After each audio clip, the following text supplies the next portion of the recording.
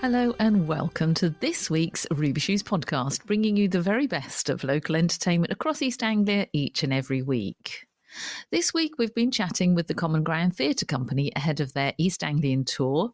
Milton Jones talks about coming to the region in October, and the gallery players open tonight with the Bridges of Maddison County, and we popped along to one of their final rehearsals. Plus, we've got a host of up-and-coming shows you won't want to miss. Now, last week I spoke with both the writer and the director of a brand new play just before they started their tour of the Eastern region.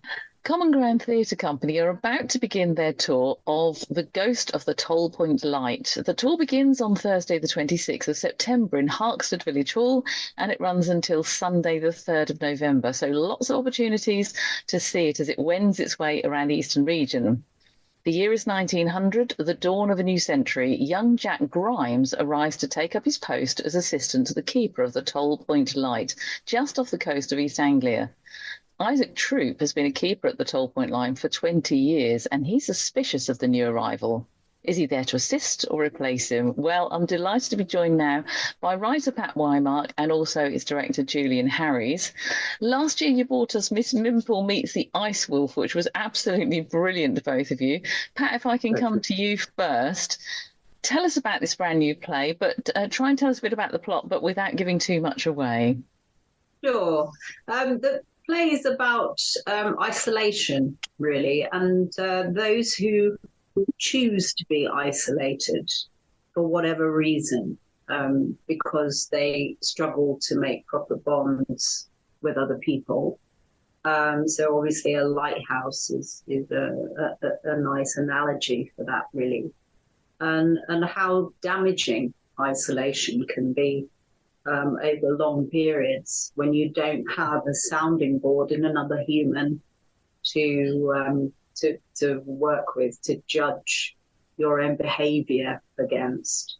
And so there's that element, but there's also elements of responsibility, kind of public-spirited responsibility and duty. Duty is the key thing, really, for the main character, and how duty for some people goes above and beyond the call, even to the extent, where it becomes detrimental to their own mental health.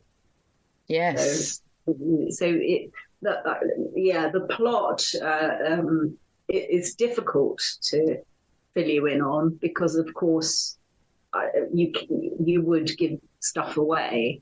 Yeah, but we don't want that. No. But it is a ghost story, essentially. But then there's the other meaning of ghost, and which, in a way, is the sense that you don't exist anymore.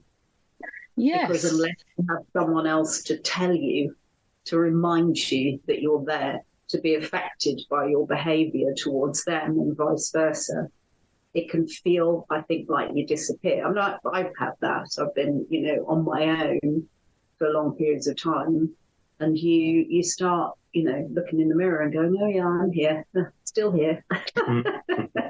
You kind of disappear. If you don't have other people in your life, and it can be a terrible thing for your mental health, I think. Yeah. And especially post-COVID, I think lots of people have had that issue. But as a story, it is a ghost story set on a lighthouse in the early 1900s. It's a very remote place. It's a fictional island off the coast of East Anglia. And it's about people coming into when you have been on your own and you've been used to doing your thing the way you want it.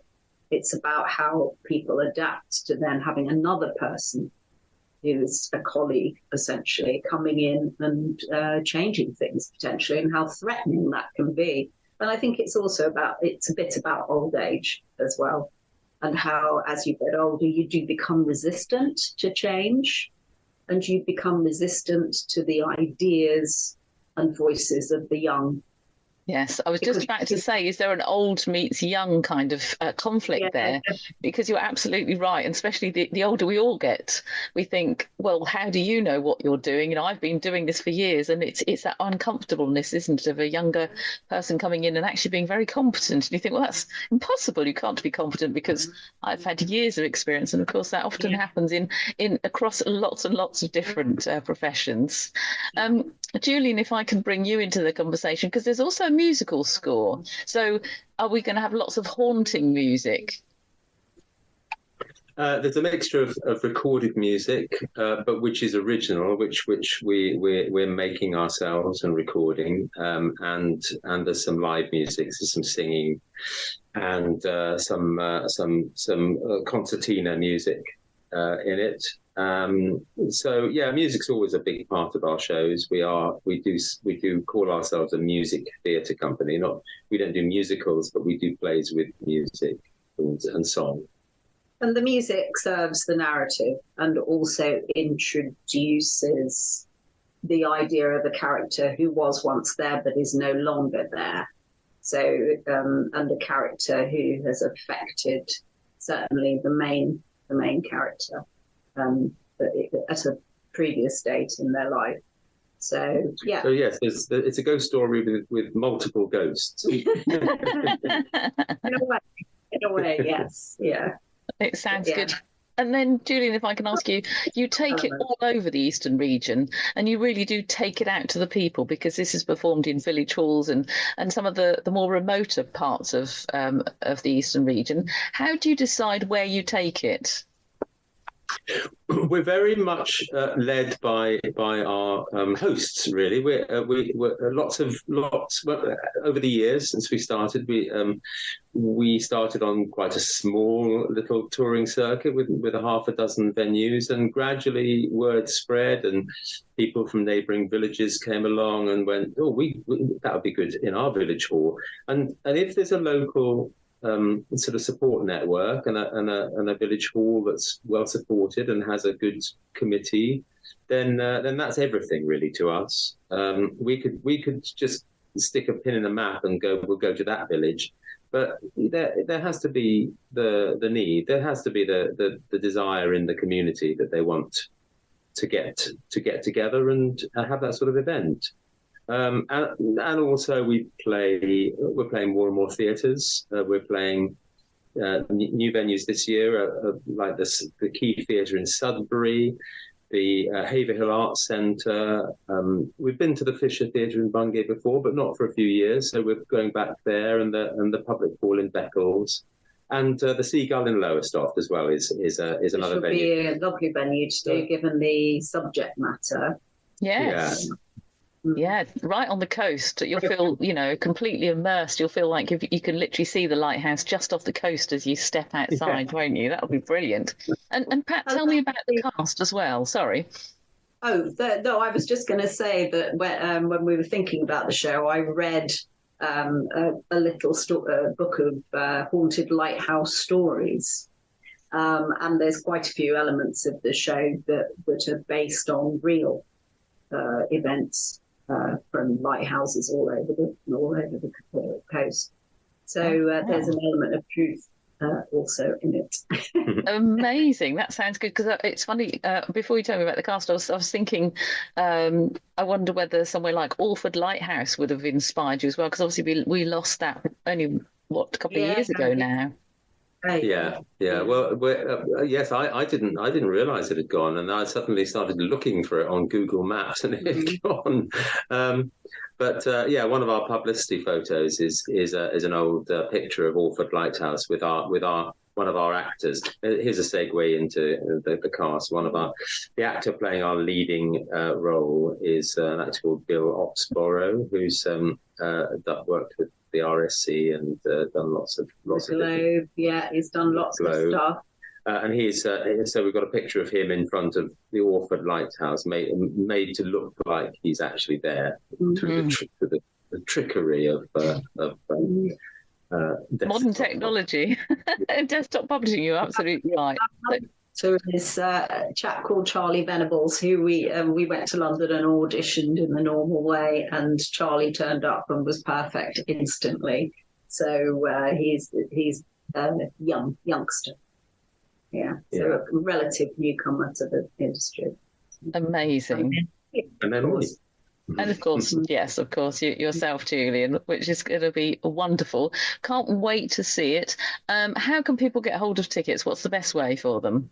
the easiest way is to go to our website, which is www.commongroundtc, short for theatre company, commongroundtc.co.uk. And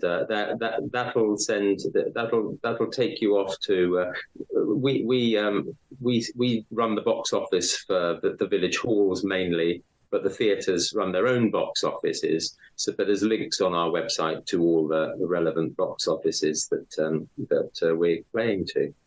Amazing. Well, I wish you both well with it. I know it's going to be a huge success, and just, well done for doing what you do and taking live theatre out to these more remote parts of the region, and also to visiting some new places this year. Just goes to show how, all the years that you've been going, how important theatre still is to the local community. So well done, both of you, for doing this. We'll very much look forward to seeing it. Thank you. Well, it's our pleasure. We look forward to doing it and to getting it out there in front of people. Hailed King of the One-Liner, Milton Jones is a Perrier Best Newcomer winner and Best Show nominee, as well as having won 2 Sony Awards and received a British Comedy Award nominee. Now he's gearing up to go on tour with his highly anticipated new show, Ha, Milton, and he's coming to both Norfolk and Suffolk. And we're going to find out more about that. Milton, thanks for joining us today. Really appreciate chatting to you. You wanted to be an actor originally. When did comedy become a bona fide career for you? Nice to be with you too. My problem was that no one else wanted me to be an actor.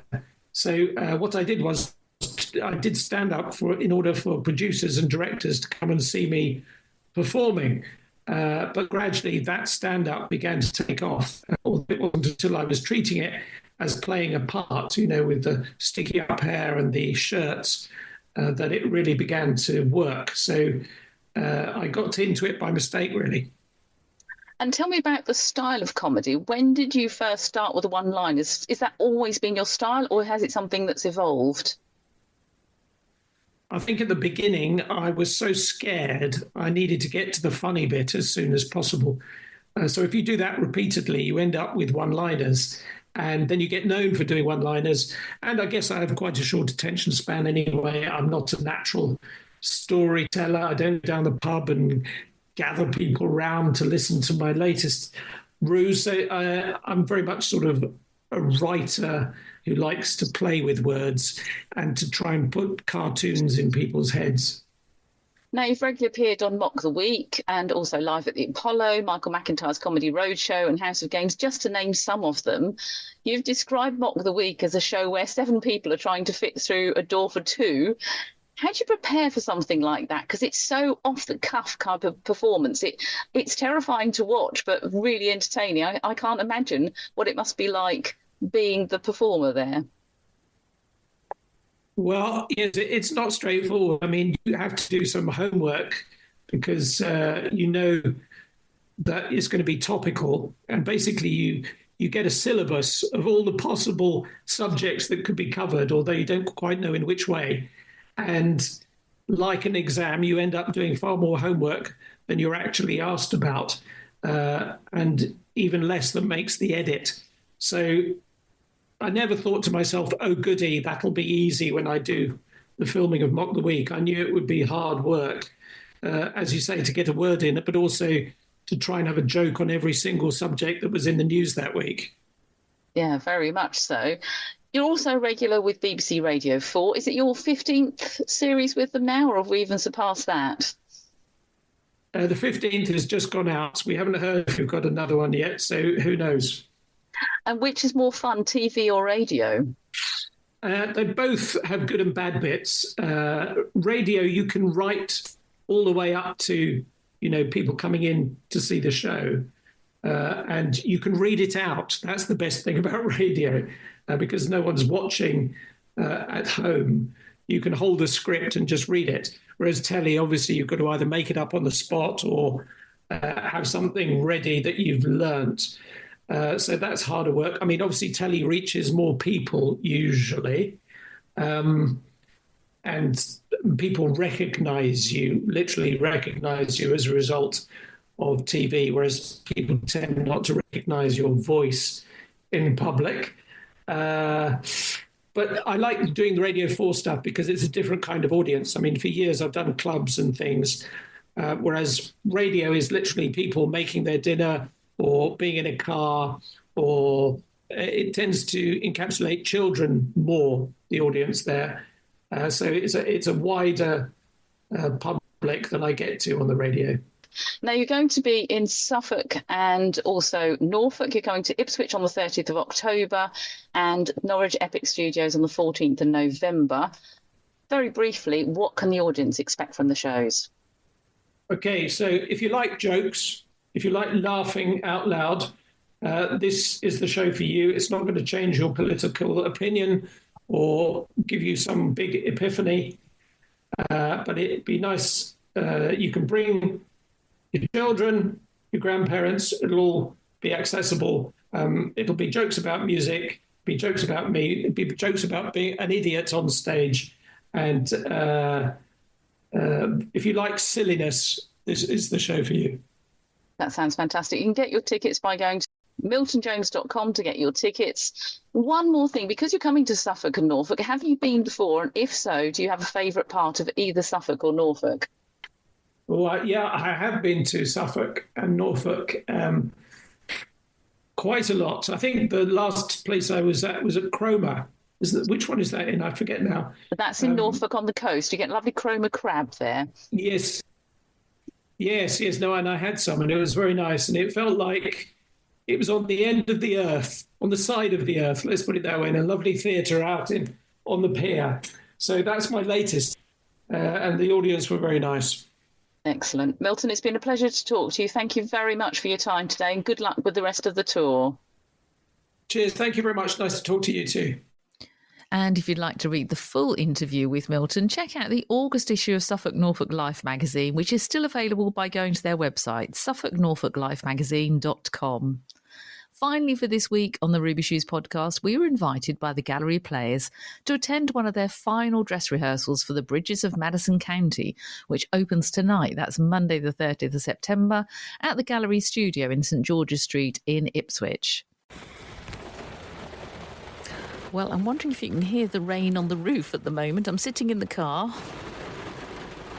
You might be able to hear that. It's raining cats and dogs. I'm in Ipswich Town Centre tonight because it's one of the final rehearsals for Bridges of Maddison County, which is being performed by the Gallery Players. And they very kindly invited me to this final dress rehearsal so I can have a little sneak preview, if you like, to see what it's all going to be about. It all starts on Monday the 30th of September, runs through till Saturday the 5th of October.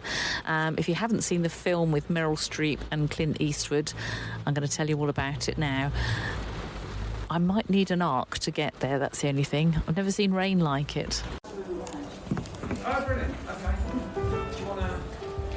I'm Charlotte Curtis and I'm playing Francesca. Wonderful. And Duncan? Duncan Broach, I'm playing Robert Kincaid. Okay, so Charlotte, if I come to you first, we're here in the Gallery Studio for the Gallery Players. This is one of your sort of final rehearsals, so thank you for letting me literally break in here when you've got a million things to remember, because you open on Monday, so that's Monday the 30th of September for the Bridges of Maddison County. Yes. So tell me about the story. If people haven't seen the film, tell me about the story first of all. Essentially, it's a love story. It's a human story about what it means to love, how love comes to people, how it can surprise you, the different kinds of love. So effectively, it's the story of an Italian girl who runs away after the war, marries a GI, goes to the middle of America where it's very flat and she doesn't have all the things that surrounded her at home. And she lives a normal American life for 18, 20 years and is really happy in the way that anybody is happy over that period of time, ups and downs, normal life. And then her family go to the Indianapolis State Fair and leave her, as they do every year. And during that period of time, they're away for 3 or 4 days. A photographer arrives looking for directions and completely changes the direction of her life. And over those few days, they discover something that perhaps neither of them have ever experienced before. And then it comes down to, literally, does she stay or does she go? And which, of course, we won't tell. We won't tell, because we want people to come and actually see this. Absolutely. So, Duncan, tell me about your character and how you fit into this story. Okay, so Robert's a very experienced photographer. He's been all over the world. He's seen the sights. He's experienced a lot of things. He's been married before, so he's experienced that as well. But he's been looking for something, searching for something, just not been completely fulfilled. And when he arrives in Iowa, there's a spark straight away with Francesca, and that sends him in a different direction. And, there's a tough decision to be made down the line. Oh, my goodness. So these two characters, if I can come back to you, Charlotte, is this going to make the audience laugh, cry, bit of both? How are we going to react to this? Everything. There's a little bit of everything. Bring tissues for laughing and crying, I would say. Yeah, every human emotion. It's a very human story. Yeah.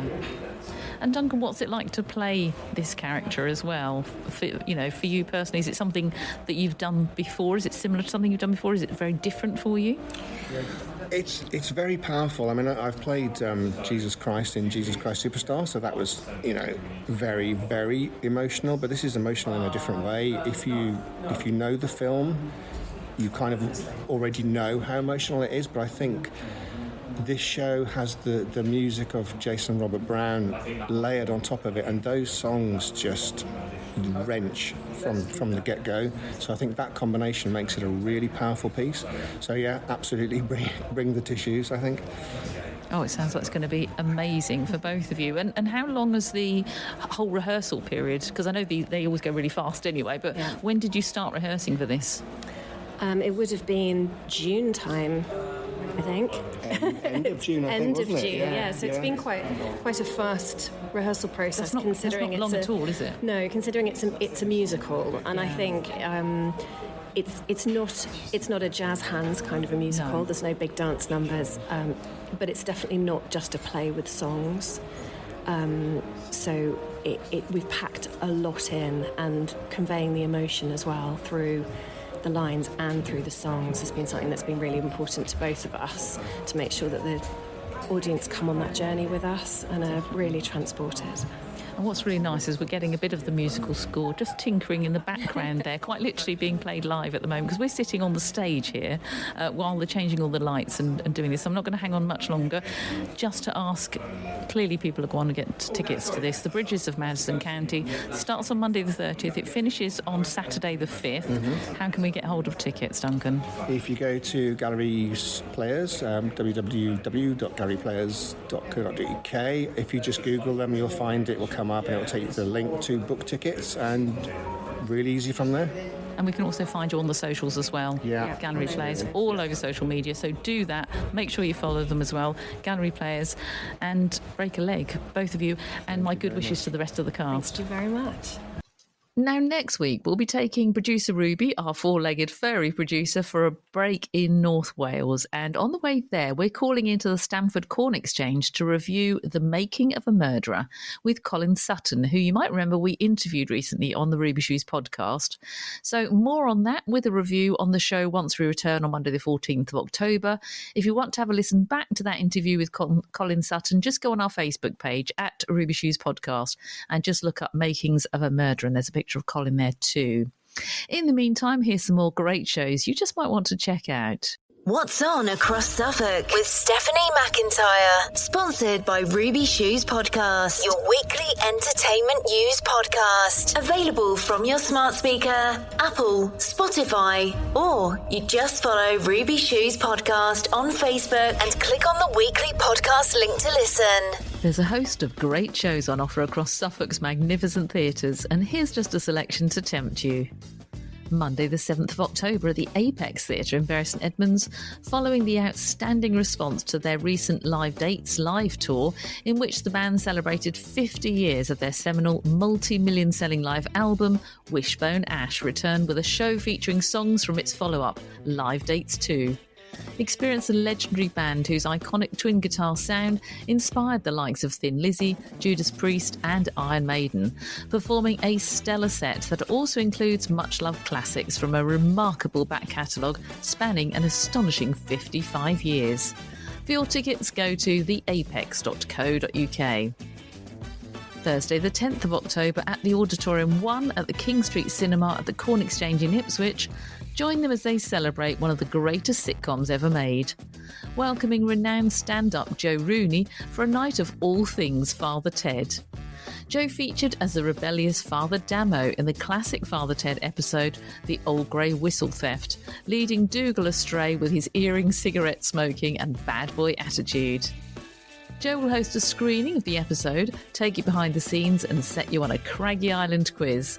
Then prepare yourself for an all-inclusive Lovely Girls competition. Have you got the loveliest laugh, the loveliest walk, and can you make the loveliest sandwich? There'll also be a dancing priests competition, plus appearances from a nursery rhyme singing Ziggy Stardust, Nirvana, Johnny Cash and many more. And the evening wouldn't be complete without a sing-along to My Lovely Horse. Come and meet Joe and immerse yourself in the very silly delights of Father Ted. Go to ipswichtheatres.co.uk to book your tickets. Based on true events, Footloose is currently being performed at the New Wolsey Theatre in Ipswich.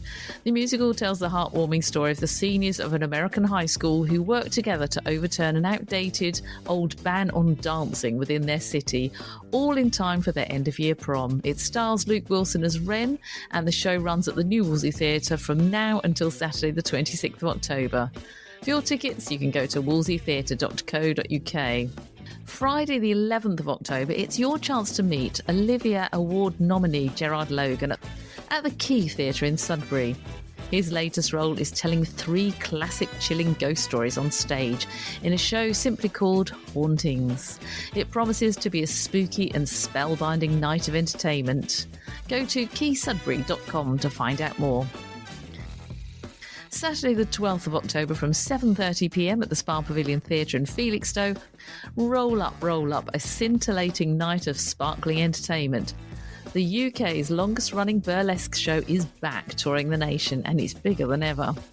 Join the Spa Pavilion for the good old-fashioned night out as they bring you the ultimate variety show, blending stylish cabaret, comedy, music, circus and burlesque to light up all your senses. With world-class entertainers and stars of the stage and screen, prepare for an extravaganza of glitz and glamour. Expect fun, feathers and fabulous costumes as they pick from the finest selection of speciality artists, cabaret and circus stars, comedians and champagne showgirls. For tickets, go to spapavilion.uk. Also on Saturday the 12th of October, this time at the Marina Theatre in Lowestoft, The Serial Killer Next Door. One of the UK's most notable psychological therapists and crime commentators, Emma Kenny, discusses what creates a serial killer. Taking you on a journey looking at what ingredients of possibility lead to body counts by killers like Ted Bundy, John Wayne Gacy, Jeffrey Dahmer and John Paul Knowles. What creates a serial killer, and could anything have prevented their potential being activated, or were they simply born to kill? Emma specialises in victimology, but she's mostly known in the media for presenting crime shows including Britain's Darkest Taboos, Lady Killers and The Killer in My Family. For your tickets, go to marinatheatre.co.uk. You can always get in touch with us via our Facebook page at Ruby Shoes Podcast. We love to hear about your forthcoming plays, your comedy nights, perhaps your panto, and then we can tell everybody else. You can also listen again to any of the Ruby Shoes podcasts via Apple or Spotify, or just click on our podcast links, which are featured on the Facebook pages. You can follow us there too for all the latest entertainment news. I'm Steph McIntyre. Thanks for listening. We'll chat more about live theatre and all kinds of entertainment in a couple of weeks' time. In the meantime, check out our socials at Ruby Shoes Podcast, Twitter or X, Facebook and Instagram. We'd love you to follow us there too, and make sure you have a great couple of weeks.